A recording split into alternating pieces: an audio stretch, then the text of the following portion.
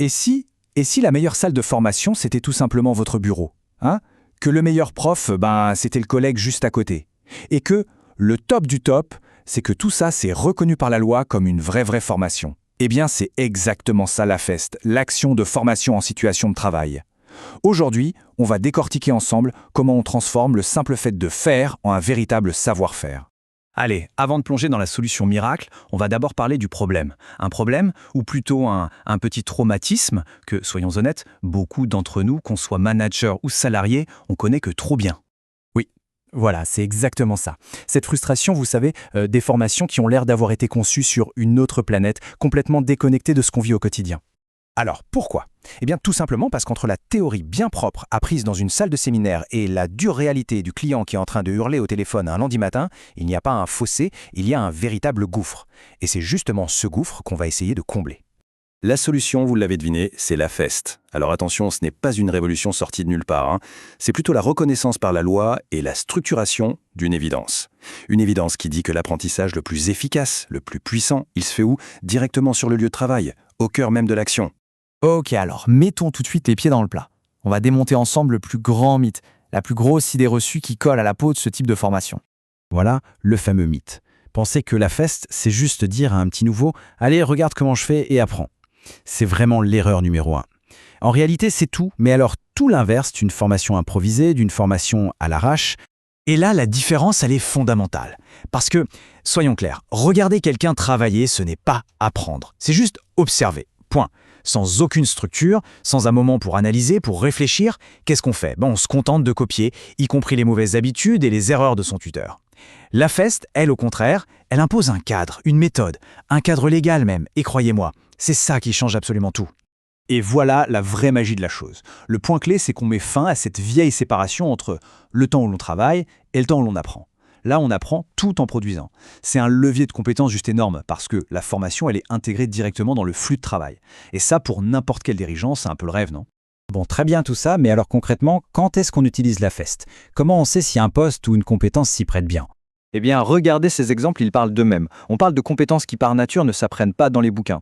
Utiliser une machine bien spécifique, gérer un client particulièrement difficile avec les codes de la maison ou maîtriser ce logiciel interne un peu complexe que tout le monde déteste. Voilà le terrain de jeu parfait pour la FEST. C'est du concret, du spécifique, impossible à mettre en équation dans un manuel.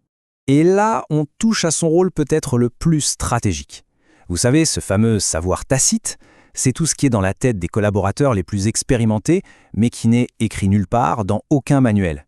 Eh bien, la FEST, c'est souvent la seule et unique solution pour capter cette connaissance ultra précieuse et s'assurer qu'elle soit transmise avant qu'elle ne parte à la retraite avec la personne qui la détient. Ok, à cette théorie, on passe au concret. Comment on construit un programme à FEST qui tient la route et qui marche pour de vrai? Alors, tout repose en fait sur 3 piliers essentiels. D'abord, l'étape 1, la mise en situation. Attention, on ne jette pas la personne dans la fosse au lion. On lui confie une tâche réelle, oui, mais dans un environnement qui est sécurisé, où l'erreur est non seulement permise, mais où elle devient une occasion d'apprendre.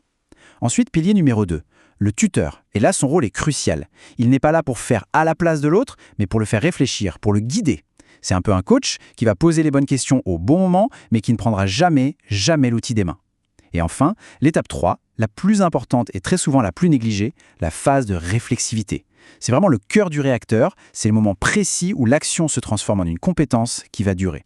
J'adore cette analogie, elle est parfaite. C'est exactement ça. Après l'action, hop, le tuteur et l'apprenant se mettent à l'écart, même juste un quart d'heure, pour analyser ce qui vient de se passer. On regarde le ralenti, en quelque sorte. On se pose les bonnes questions. Ok, qu'est-ce qui a été fait? Pourquoi ce choix à ce moment précis? Qu'est-ce qui a posé problème? C'est toute la différence entre simplement faire quelque chose et comprendre pourquoi on le fait. Allez, voyons maintenant comment tout ce cadre s'applique dans un cas hyper concret. L'intégration d'un nouveau membre dans une équipe commerciale.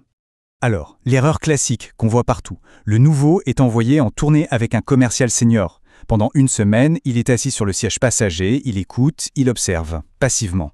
C'est l'approche la plus répandue, mais honnêtement la moins efficace. L'apprentissage est quasi nul.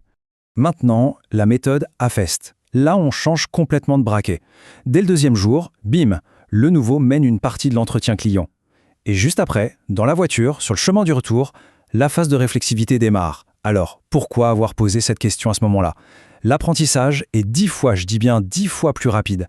Pourquoi? Parce qu'il est ancré dans l'adrénaline, dans la réalité du moment. Et tout ça, ça nous amène à la question finale. Le test ultime en quelque sorte. Comment on peut être vraiment sûr que la compétence est acquise?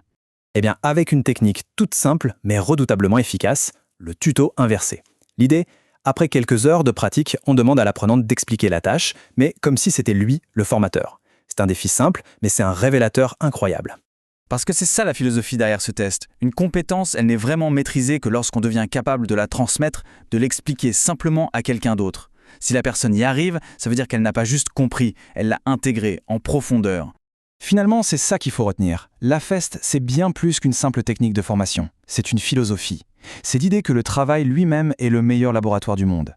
En transformant chaque poste en un lieu d'apprentissage, on ne fait pas que développer des compétences. On construit une culture de l'excellence, de l'entraide et, au passage, on s'assure que ce fameux classeur de 200 pages reste exactement là où il doit être, bien sagement sur son étagère, à prendre la poussière.